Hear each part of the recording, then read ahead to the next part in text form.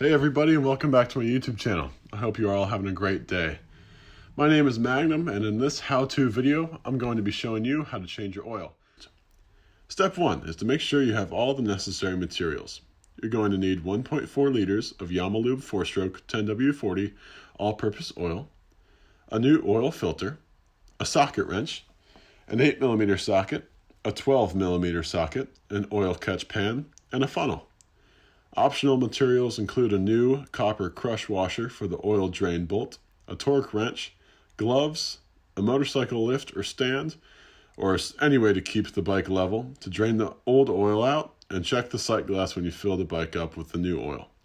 Next, I'm going to remove my Flatlands Racing skid plate. This just protects the bike in case I hit anything on the ground like rocks or roots, kind of any other debris like that. Step 2, get the bike warmed up by riding it or letting it idle for just a few minutes and then turn it off. This is needed because it heats up the oil and lets it flow much more easily than if it were room temperature. Just make sure you don't ride around for too long, otherwise you'll burn yourself on the oil and the engine. Step 3, put your disposable gloves on, place the oil catch below the bike. Now, we're going to use the 12mm socket to unbolt the oil drain plug and drain the oil. Be careful not to drop the drain plug or the crush washer in the oil catch pan. Wait a couple minutes for all the oil to drain.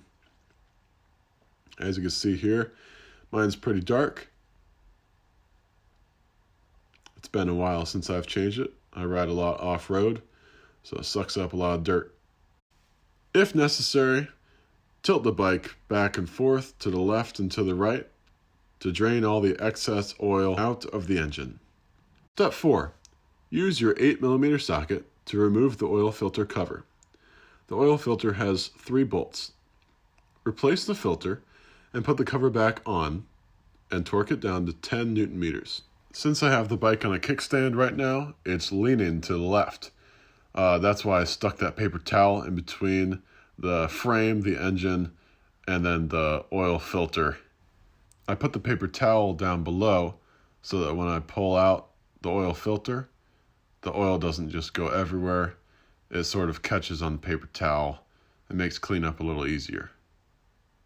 Now, be careful not to lose the large O-ring around the oil filter cap and then the smaller O-ring up top.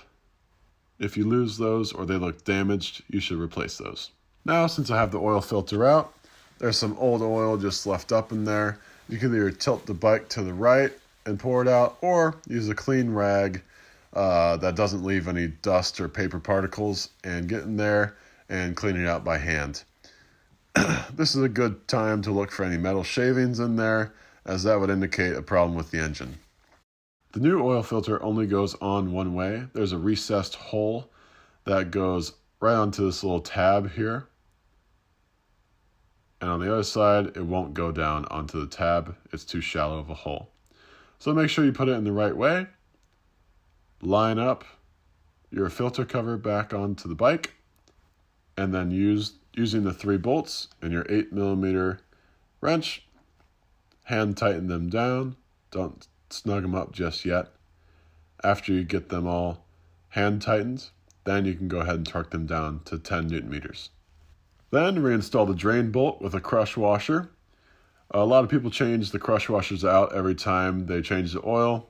I kind of use my same one until I either notice a leak or I notice that it just looks like it's not going to work anymore. Now you could torque this down to 20 Newton meters according to Yamaha. Step 5. Get your funnel and fill the bike up with 1.4 liters of your Yamaha 4-stroke oil. Double check the sight glass when the bike is level to make sure the proper amount of oil is in this bike. Step 6. Check for leaks around the oil filter and the oil drain bolt, and if everything is properly sealed, then get the bike off the stand and go for a ride. Thank you for watching the video of how to change your oil. If you made it this far, please like the video, subscribe to my channel, and leave me a comment down below.